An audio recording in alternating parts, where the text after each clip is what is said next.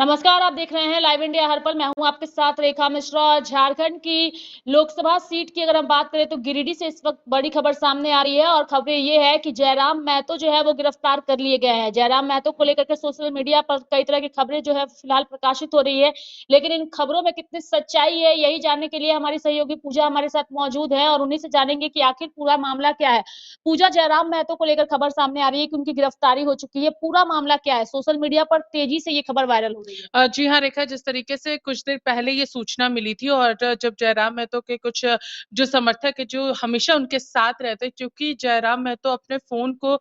Use उतना नहीं करते, वो अपने फ़ोन को ऑफ रखते, तो उनसे भी संपर्क करने का प्रयास हमारे द्वारा किया गया था। तो जो बातें फ़िलहाल निकल कर सामने आई है, विधानसभा घेराव का जो एक मामला था, क्योंकि आपको याद होगा कि चाहे वो भाषा अभियान हो या फिर 1932 खतियान को लेकर के पूरा उनका आंदोलन हो या फिर नियोजन नीति का मामला हो, सभी चीजों को लेकर के उनके द्वारा झारखंड विधानसभा का घेराव किया गया था और उस दौरान उनकी गिरफ्तारी भी कई बार वहां पर की गई और उनको वहां पर रख जो कोशिश की गई थी रखने की, वो भी वहां पर की गई थी। और हाल के दिनों में आपको याद होगा, अगर हम लोग पिछले वर्ष की अगर बात करते हैं, तो पिछले वर्ष लालपुर थाना में उनको रखा गया था, जो बातें निकल कर आ रही थी और समर्थकों ने वहां पर एक लाइन सी लगा दी थी और वहां से हिलने के नाम नहीं लिया था लगभग 12-1 बजे तक। अच्छा, अभी जो खबर सामने आ रही है इस खबर को लेकर के क्या कुछ जी हाँ, रेखा, इस खबर की अगर हम लोग बात करेंगे गिरिडीह की, तो यहाँ पर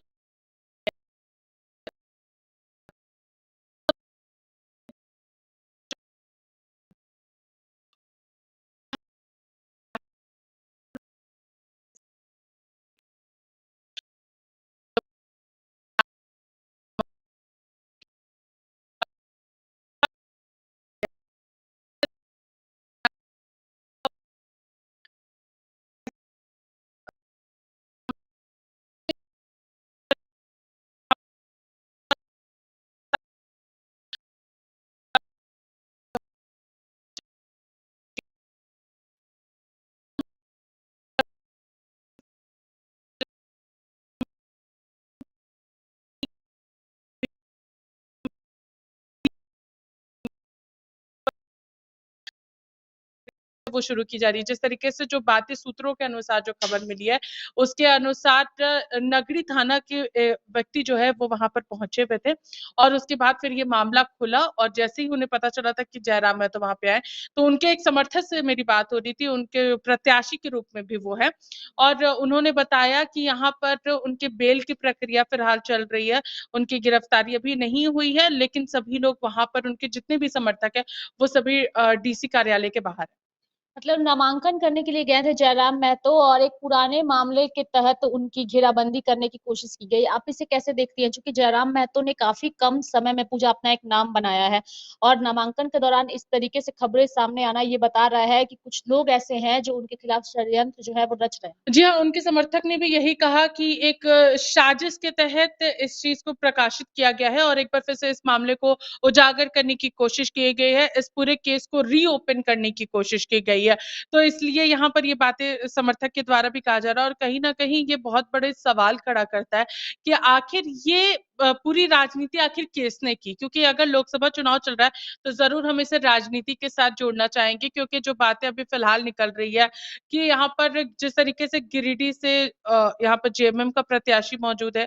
आजसू का प्रत्याशी मौजूद है और खुद जयराम महतो की जो पार्टी है, उनकी ओर से खुद वो प्रत्याशी के रूप में उतरे हैं। तो आखिर यहाँ पर जो तीनों के तीनों जो लोग हैं, यहाँ पर चाहे अगर हम बात करें चंद्र प्रकाश चौधरी की या फिर मथुरा प्रसाद महतो की या फिर खुद जयराम महतो की, आप देखिए ये तीनों का जो समीकरण बैठता है, वो एक ही समाज से आता है। और इस वजह से समाज का वोट जो है वो बँट रहा है यहाँ पर तीनों ही लोगों के बीच में और कहा जा रहा है कि उस समाज के बीच में सीधा-सीधा टक्कर जो है वो 2 लोगों के बीच हो, यानी कि चंद्र प्रकाश चौधरी और मथुरा प्रसाद महतो, इन दोनों के बीच पूरा का पूरा टक्कर हो। जयराम महतो इस बीच में ना आए, इस वजह से भी ये राजनीति जो है वो यहाँ पर शुरू की गई है और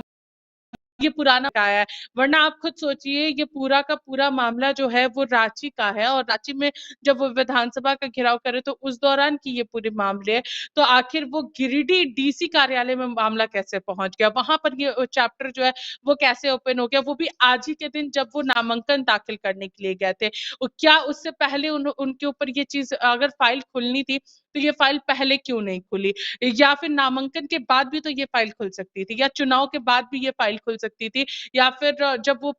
चुनाव प्रचार प्रसार कर रहे थे उस दौरान भी ये मामला खुल सकता था। तो यहाँ पर सवाल उठ रहे हैं कि आखिर किस राजनीति के तहत उन्हें यहाँ पर फंसाने की कोशिश की गई। जो आंकड़ा मुझे समझ में आ रहा है, जो वहां पर पूरा प्रपंच रचा गया है, त्रिकोणीय चुनाव यहाँ पर ना हो, महतो के बीच में ये पूरा चुनाव ना हो, वोट जो है वो ना बटे, इस वजह से ये पूरी जो कहा जा सकता है राजनीति यहाँ पर रची गई है। बिल्कुल, चूंकि जयराम महतो जिस तरीके से झारखंड की राजनीति में उभर करके सामने आए और जिस डीपली जानकारी के साथ पूजा वो नजर आए, चूंकि उनसे कई तरह के सवाल किए गए और हर एक भाषा का ज्ञान होना और डीपली चीजों को रखना, वो उन्हें यहाँ के आदिवासियों से सीधे तौर पे जोड़ता है। तो ऐसे में जयराम महतो अगर चुनावी मैदान में है, तो अगर किसी पार्टी को नुकसान पहुंचा सकते हैं, तो वो यहाँ की जो लोकल पार्टियां हैं, जो क्षेत्रीय पार्टियां हैं, उन्हीं को पहुंचा सकती है। और क्षेत्रीय पार्टियां इंडी गठबंधन के साथ अलायंस में है,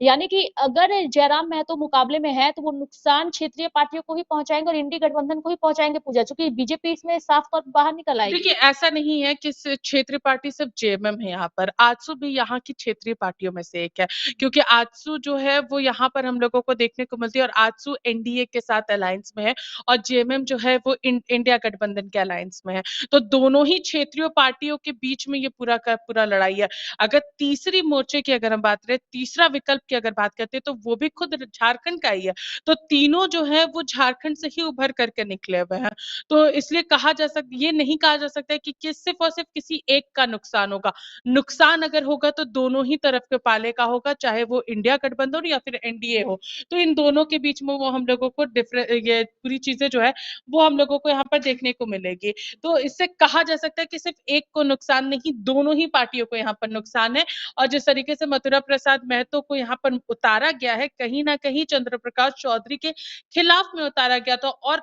इसका सीधा अगर हम लोग असर बोलेंगे तो उपचुनाव यानी कि गांडे उपचुनाव जो है उससे भी हम लोग इसको कनेक्ट कर सकते हैं, क्योंकि जिस तरीके से अगर गांडे में उपचुनाव हो रहे हैं तो पूरी तरीके से वहां का जो समीकरण बैठता है, आदिवासियों का जो समीकरण बैठता है, और जयराम महतो जिस तरीके से यहाँ के आदिवासी मूलवासियों की राजनीति करते हैं, उनको लेकर के मुद्दे उठाते हैं, तो ये कहा जा सकता है कि उपचुनाव की वजह से गिरिडीह लोकसभा सीट पर भी प्रभाव पड़ता और आदिवासियों का समर्थन कहीं ना कहीं मथुरा प्रसाद महतो की तरफ कन्वर्ट होता। और इस वजह से भी जयराम महतो को कहीं ना कहीं साइड करने के लिए ये मामला खुल करके निकल कर सामने आ रहा है। रेखा, बिल्कुल, ये मामला खुल करके निकल के आ रहा है। पूजा, आप इस खबर पर नजर बनाए रखिएगा, आगे भी इस खबर से जुड़ी तमाम अपडेट और जानकारी आपसे लेते रहेंगे, क्योंकि जयराम महतो फिलहाल झारखंड की राजनीति में सुर्खियां बटोर रहे हैं। गिरिडीह से वो अपनी पार्टी के प्रत्याशी हैं और जब से वो चुनावी मैदान में है तभी से, चाहे वो इंडिया गठबंधन हो या फिर एनडीए हो, सभी के निशाने पर है। लेकिन जिस तरीके से उन्हें जनता का प्यार झारखंड में मिल रहा है, ऐसा लग रहा है कि जैसे आने वाले दिनों में इन राष्ट्रीय पार्टियों की मुसीबतें वो जरूर बढ़ा सकते हैं। और इसी के तहत उनकी पार्टी के नेता कह रहे हैं कि साजिश के तहत उन्हें फंसाने की कोशिश भी की जा रही है। मेरे साथ फिलहाल इस खबर में इतना ही, तब तक के लिए आप देखते रहिए लाइव इंडिया हर पल। नमस्कार।